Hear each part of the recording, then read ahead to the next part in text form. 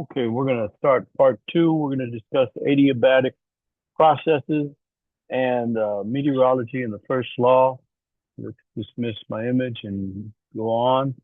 Adiabatic processes, compressing or expanding a gas while no heat enters or leaves the system, is an adiabatic process.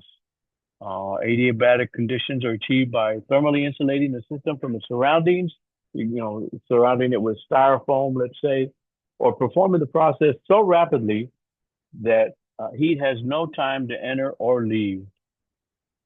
Okay, heat added to the system is equal to zero. So the increase or decrease in internal energy comes from work done on or by the system. Work alone, no heat is added to the system. Example, when we compress air using a bicycle pump, that is doing work on the system, we heat the air, we increase its internal energy. Okay. Blow air on your hand, first with your mouth wide open, then with puckered lips, in which case is the air coming out of your mouth cooler. When your mouth is wide open, when your lips are puckered, it is equally cool in both cases.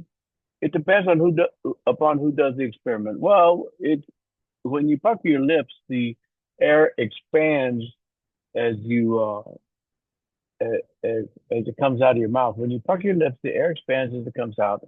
Air expanding adiabatically does work on the surroundings, so it loses internal energy, which makes it cooler.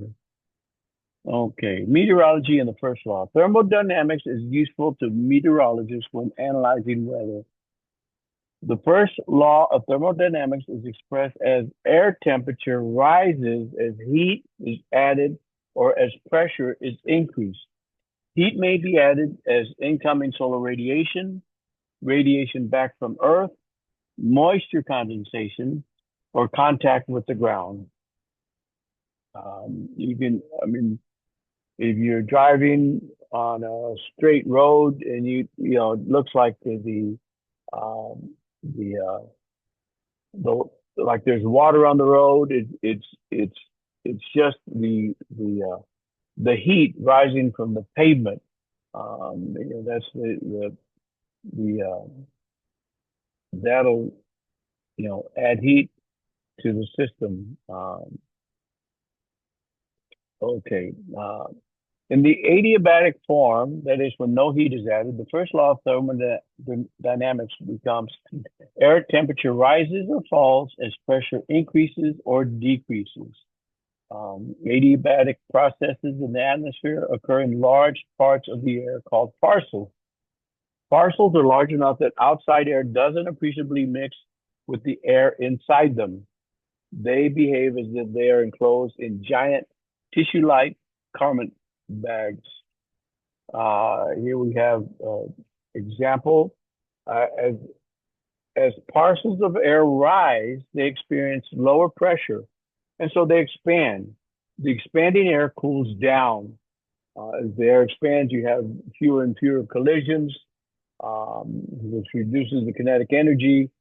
So it cools down. You get a minus 10 degrees. It cools 10 degrees C for every 1 kilometer rise in altitude. Air continues to rise and expand as long as it has a higher temperature than its surroundings. When it gets cooler than the surroundings, then it sinks. Okay. As parcels of air drop, they experience higher pressure and heat up. Example, the Chinook, a wind that descends from the Rockies into the Great Plains. This is um, the example that they're showing. Okay. Air continues to rise and expand as long as it has a higher temperature than its surroundings. When it gets cooler than the surroundings, it sinks. So sometimes cooler air occurs at an altitude lower than the warmer air. That's called a temperature inversion. Some examples during a temperature inversion: if rising warm air is denser than the upper layers of warm air, it will no longer rise. Examples: you have smoke from a campfire sometimes may not rise. Another example is smog in LA is trapped by hot air from the desert mountain coming over I'm sorry, is trapped by hot air from the desert coming over the mountains. And then in a little aside, it talks about lenticular clouds. That's on page 391 of your text. Um, so I found uh, a good photo of lenticular clouds. Mountain top clouds or lenticular clouds created by forced adiabatic cooling, in effect of forced convection.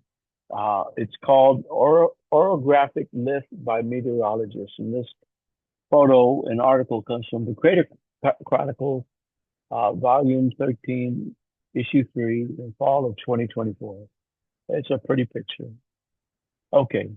If a parcel of dry air initially at 10 degrees C at ground level expands adiabatically while flowing upward alongside a mountain, a vertical distance of 5 kilometers, what will its temperature be? Okay, we know that it drops 10 degrees for every kilometer. So we start at the ground and we go 5 kilometers up. At the ground, it's 10. At 1 kilometer, it's 0. 2 kilometers, it's minus 10. 3 kilometers, it's minus 20.